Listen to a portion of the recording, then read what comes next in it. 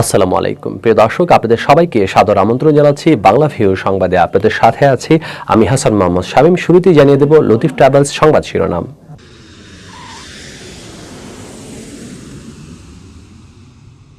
সিলেটে থামছে না করোনায় মৃত্যু, একদিনে মারা গেলেন 7 জন। সিলেট নগরীতে কুরবানির 30টি স্থান নির্ধারণ। 30 বছর বয়সীরাও টিকার জন্য নিবন্ধন করতে পারছেন। সিলেটের বন্দরবাজারের লেন দিয়ে রিকশা চলাচল শুরু হয়ে উঠেছে হকার বসার স্থান। সিলেটে নকল সোনার বার সহ 3 প্রতারক র্যাবের জালে। শুনছিলেন শিরোনাম, এবারে বিস্তারিত। সিলেটে থামছে না করোনায় মৃত্যু, 24 ঘন্টায় মারা গেছেন আরও 7 জন। একই সময় রোগী শনাক্ত হয়েছেন 486 জন। এমন পরিস্থিতিতে সিলেটের জনমনে চরম আতঙ্ক বিরাজ করছে। সোমবার দুপুরে স্বাস্থ্য অধিদপ্তর সিলেট কার্যালয়ে প্রেরিত কোভিড-19 কোয়ারেন্টাইন ও আইসোলেশনের দৈনিক প্রতিবেদন সূত্রে জানা গেছে, সিলেট বিভাগে গত 24 ঘন্টায় করোনায় আক্রান্ত হয়ে মৃত্যুবরণ করেছেন 7 জন। তাদের 6 জনই সিলেট জেলার ও 1 জন হবিগঞ্জ জেলার বাসিন্দা। এ নিয়ে বিভাগে মৃত্যুবরণ করেছেন মোট 578 জন। এর মধ্যে সিলেট জেলার 464 জন, সুনামগঞ্জে 42 জন, হবিগঞ্জে 27 জন ও মৌলভীবাজারে 44 জন এবং সিলেটের এমএজি ওসমানী মেডিকেল কলেজ হাসপাতালের 1 জন। গত 24 ঘন্টায় সিলেট বিভাগে নতুন করে শনাক্ত হওয়া 486 জন করোনা আক্রান্ত রোগীর 220 জনই সিলেট জেলার বাসিন্দা। এছাড়া সুনামগঞ্জ জেলার 41 জন, হবিগঞ্জের 57 জন ও মৌলভীবাজার জেলার বাসিন্দা 107 জন এবং সিলেটের এমএজি ওসমানী মেডিকেল কলেজ হাসপাতালে চিকিৎসাধীন আরও 61 জন রোগীর করোনা শনাক্ত হয়েছে।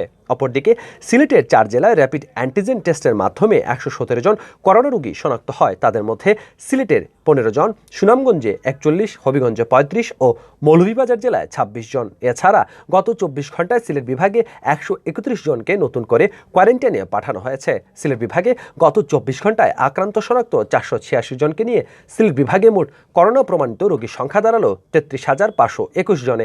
21 দিনে সিলেট বিভাগে নতুন করে আরও 278 জন করোনা ভাইরাসে আক্রান্ত রোগী সুস্থ হয়ে উঠেছেন, যাদের মধ্যে 134 জন সিলেট জেলার বাসিন্দা। এছাড়া 21 জন সুনামগঞ্জে, 31 জন হবিগঞ্জে এবং 42 জন মৌলভীবাজার জেলার বাসিন্দা। এদিকে সিলেটের ওসমানী মেডিকেল কলেজ হাসপাতালে চিকিৎসা নিয়ে আরও 50 জন রোগী সুস্থ হয়ে উঠেছেন। এ নিয়ে বিভাগে করোনা থেকে সুস্থ হওয়া রোগীর সংখ্যা দাঁড়ালো 26,751 জন।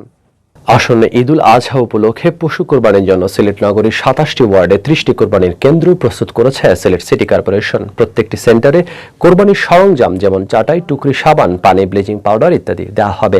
কোরবানির জন্য 2 জন সহায়তা করে থাকবেন প্রত্যেকটি কেন্দ্রে। সিসিকের গণসংযোগ কর্মকর্তা আলিম শাহ এক বিজ্ঞপ্তিতে এসব তথ্য জানিয়েছেন। সিসিক জানিয়েছে, কোরবানি দেওয়ার 24 ঘন্টার মধ্যে ঈদুল আজহায় কোরবানির বর্জ্য অপসারণের লক্ষ্যমাত্রা নির্ধারণ করেছে সিসিক। এবার বর্জ্য অপসারণ কাজে প্রায় 2000 পরিচ্ছন্ন কর্মী নগর জুড়ে কাজ করবে। থাকবে 3 স্তরের মনিটরিং ব্যবস্থা, জানান সিসিক মেয়র আরিফুল হক চৌধুরী। কোরবানির বর্জ্য অপসারণের লক্ষ্যে সিসিকের 27টি ওয়ার্ডে 3টি জোনে ভাগ করা হয়েছে। এসব জোনে বাস্তবায়নকারী কর্মকর্তা হিসেবে দায়িত্ব পালন করবেন সিসিকের সচিব ফাহিমা ইয়াসমিন, সম্পত্তি কর্মকর্তা ও এক্সিকিউটিভ ম্যাজিস্ট্রেট ইয়াসমিন নাহার রুমা ও এক্সিকিউটিভ ম্যাজিস্ট্রেট সুনন্দা রায়।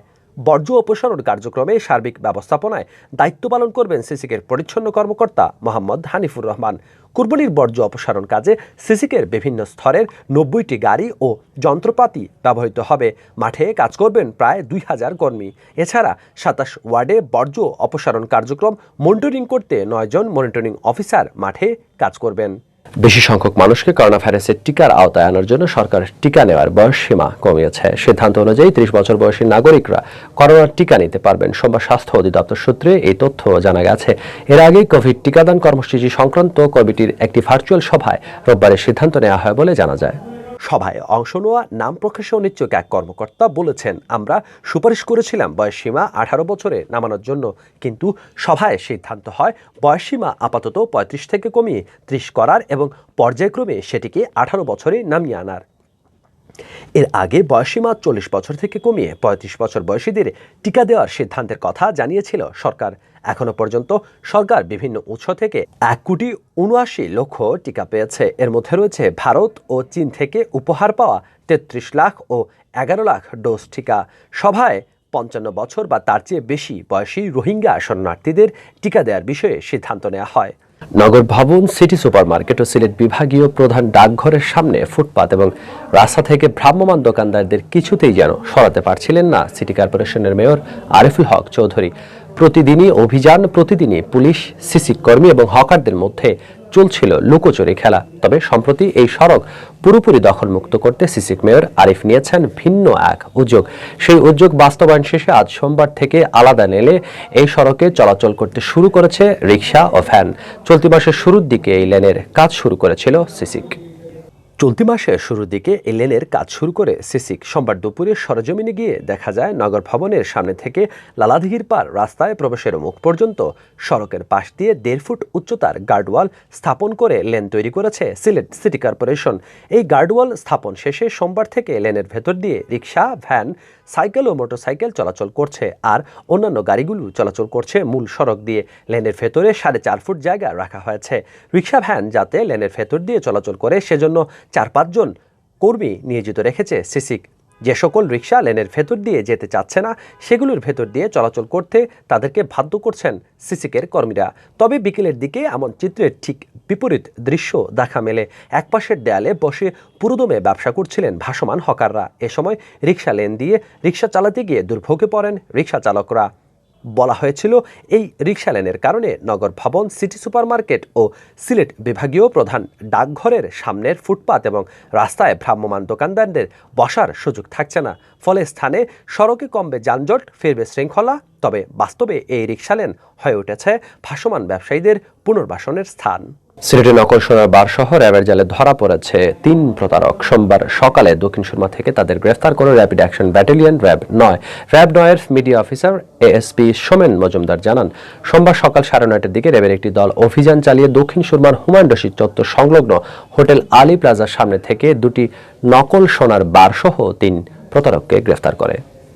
গ্রেফতারকৃতরা হচ্ছেন সুনামগঞ্জ জেলার জগন্নাথপুর উপজেলার ঘোষগাঁও গ্রামের মৃত সোনাপুর আলীর ছেলে আনহার মিয়া আনার, চাঁদপুর জেলার কচুয়া থানার খিলাবইয়া গ্রামের মৃত খলিল রহমানের ছেলে মোহাম্মদ আনিসুর রহমান ও সিলেট নগরীর উত্তর বাগবাড়ি এলাকার মৃত মনীন্দ্র দাসের ছেলে বাবুল দাস। গ্রেফতারের সময় তাদের কাছ থেকে 3টি মোবাইল ফোন সেট, 5টি সিম ও নগদ 7,055 টাকা জব্দ করে র্যাব অভিযানে নেতৃত্ব দেন র্যাব 9 মেজর মোহাম্মদ মাহফুজ ও এএসপি সোমেন মজুমদার। পরে উদ্ধারকৃত মালামাল সহ 3 প্রতারককে দক্ষিণ সুরমা থানায় হস্তান্তর করে র্যাব। পরবর্তী সংবাদ দেখার আমন্ত্রণ জানিয়ে শেষ করছি বাংলা সংবাদ। এতক্ষণ সঙ্গে থাকার জন্য ধন্যবাদ। খোদা হাফেজ।